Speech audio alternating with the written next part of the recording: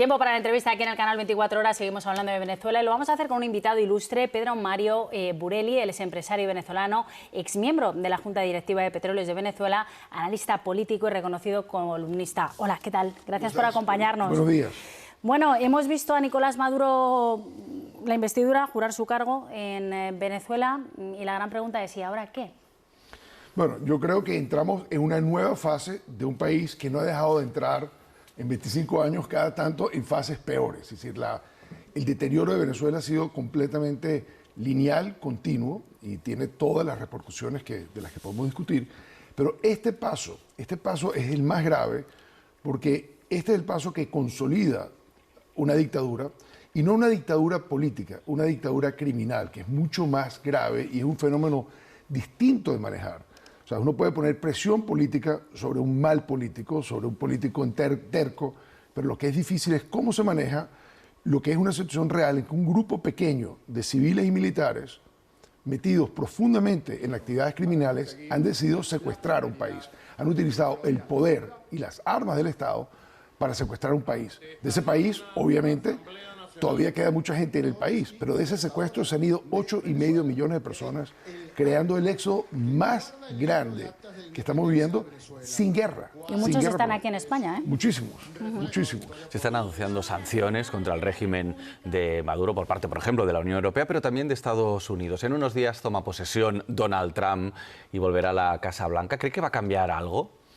Mira, yo creo que hay dos cosas que son importantes. La administración Biden hizo un intento de cambiar la política, diciendo que la presión máxima que había aplicado el presidente Trump no había funcionado, y conversaron directamente con Maduro y su gente en una negociación que terminó peor todavía. Es decir, que ellos criticaban la acción dura de Trump y resulta que su modelo, más suave, empujado por Europa, empujado por Noruega, termina en esto que estamos viviendo hoy en día. Donald Trump viene llegando el 20. Nosotros nos encontramos con esta crisis de la toma de posesión entre dos administraciones, a caballo entre las dos. Y la administración Biden no le tocó más remedio que terminar endureciendo lo que habían aflojado. Es decir, las sanciones, y sobre todo una muy importante que yo creo que para discutir el caso de Venezuela, y valida lo que estaba diciendo yo al principio, son las recompensas sobre Maduro, Diosdado Cabello y Vladimir Padrino López, el ministro de la Defensa. O sea, las recompensas pasan de 15 millones de dólares a 25 millones de dólares. Casi el doble, ¿eh? Casi el doble, y este es el nivel más alto de recompensa jamás puesto por algo. Bin Laden tuvo este nivel. El Chapo Guzmán, el narcotraficante más importante del cartel de Sinaloa, llegó a tener 5 millones de recompensa cuando se escapó. Y lo recuperaron. 5 millones. Maduro tiene 25 millones. Y yo creo que eso es muy importante que la gente entienda. No estamos lidiando con malos políticos. No estamos ni siquiera lidiando con políticos corruptos. Estamos lidiando con una banda de gente que está dedicada al negocio del narcotráfico, que ha montado en Venezuela una infraestructura de producción de cocaína, que produce cocaína industrial en plantas modernas. Y si le preguntan a la Policía Nacional en este país, o al CNI, o cualquier policía europea, o a las policías, el mundo está lleno de cocaína saliendo de esa infraestructura que la ha montado el Estado venezolano. Eso es lo que es un narcoestado. Y contra eso es que salió la gente a votar. Valientemente y pacíficamente los venezolanos salieron a enfrentar a un narcoestado con los votos, y lo derrotaron.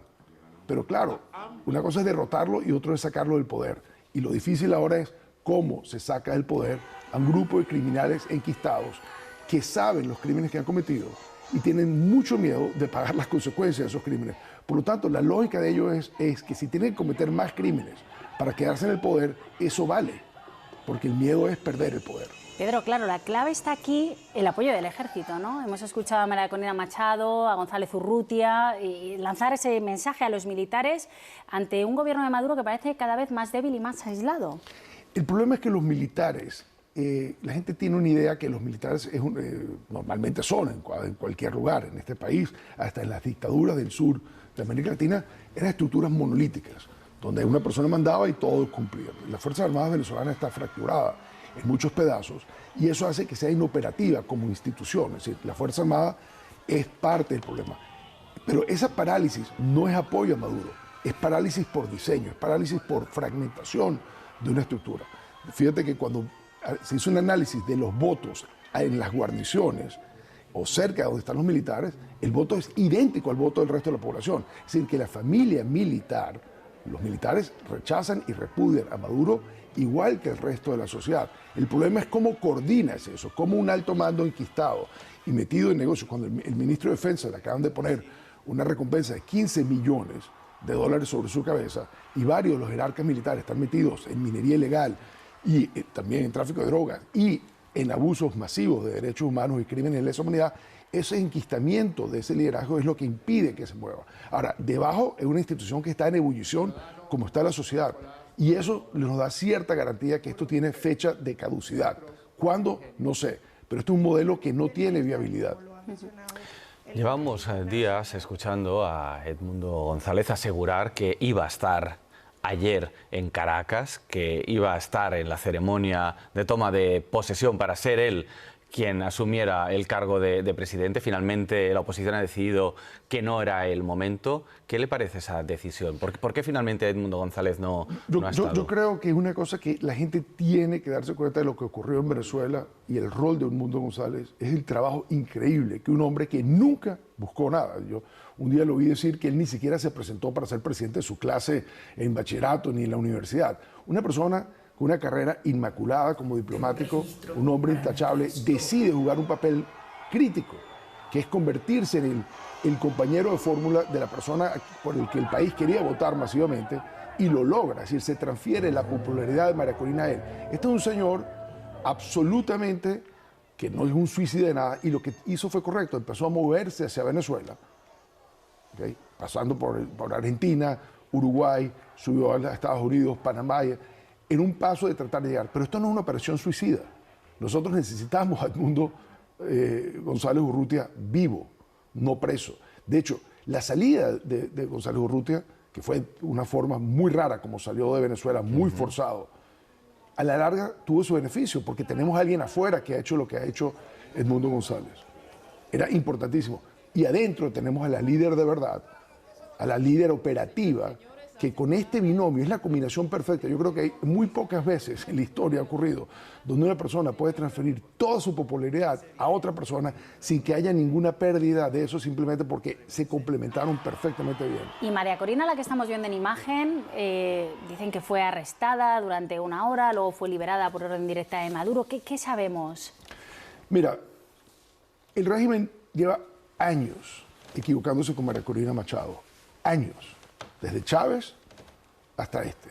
María Corina Machado es una persona bastante inusual. Ella es ingeniera, es mujer, es madre y está comprometida totalmente con liberar a Venezuela. Cuando se mete en la política, la gente piensa no tiene aptitud política. Sí tiene aptitud política, porque la empatía de ella con el pueblo, esa conexión que ella tuvo, ese contacto, no lo tiene más nadie. Y el régimen fue siempre equivocándose. Y cuando ella gana las primarias que el régimen pensó que nadie iba a ir y las gana con 93% de los votos, no sabían qué hacer con ella. Y hoy no saben qué hacer con ella tampoco, porque hay como una raya roja. Ellos saben que si cruzan esa raya y le hacen daño, lo que ellos creo que quisieron hacer es demostrarle que podían hacerlo. Pero ellos saben que si la arrestan, el costo para ellos es mucho más grande. Pero esto pudo ser más grave. La persona que estaba manejando la moto terminó herido de bala y hoy está desaparecido. O sea, ella está bastante golpeada, muy golpeada. Entonces, el régimen está a punto de cruzar una raya que es tocar a una persona que no es ni siquiera ya un líder político, es algo emocional. Es un símbolo, ¿no? Es un símbolo.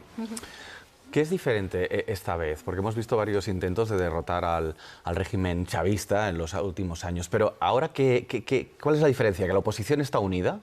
Bueno, yo creo que el pueblo está unido.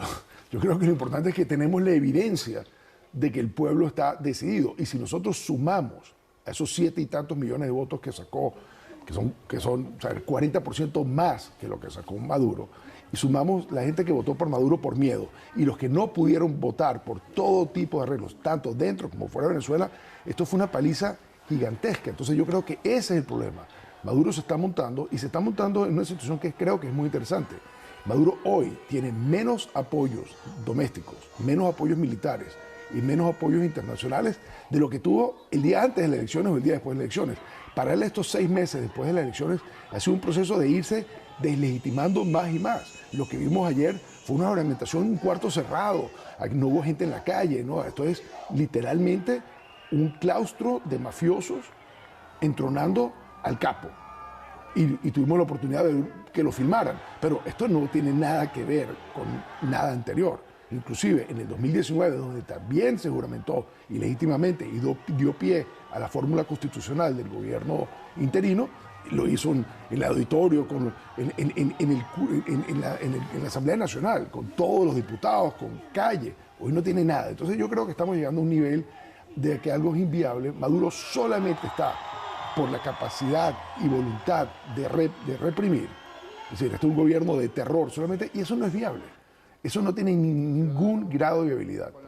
Yo creo que también la otra diferencia es que lo que Europa hizo equivocadamente, lo que el señor Borrell hizo desde Europa para tratar de anular la presión que estaban poniéndose desde los Estados Unidos, y se abrió ese foco y grupo de contactos y negociaciones de Noruega en que sentaron a los secuestrados a ver si se liberaban hablando con los secuestradores, cosa que nunca ocurre. Eso fue lo que le dio oxígeno a Maduro. Esas fórmulas ya no van a existir. Maduro se va a encontrar con una pared de concreto por donde mire, interna y externamente. Claro, da la sensación de que Maduro intentó, ¿no?, frenar esas manifestaciones que veíamos en la calle de esta semana, no lo ha conseguido. La única manera de cambiar el régimen puede ser con el pueblo o con alguien desde dentro que le delate por esas recompensas. Yo creo que sí. Yo le aseguro, y le aseguro a todos los que nos están oyendo, que Maduro duerme mucho peor que nosotros. Maduro está permanentemente pensando quién de su entorno lo va a traicionar. Y no son mucha gente. Yo creo que una de las garantías que uno tiene es que la gente que está dispuesta a reprimir cada vez son menos. Viene el caso que está andando rápidamente en la Corte Penal Internacional y nos vamos a encontrar que este señor que se juramentó hoy, en días, pudiera tener una orden de arresto en la Corte Penal Internacional.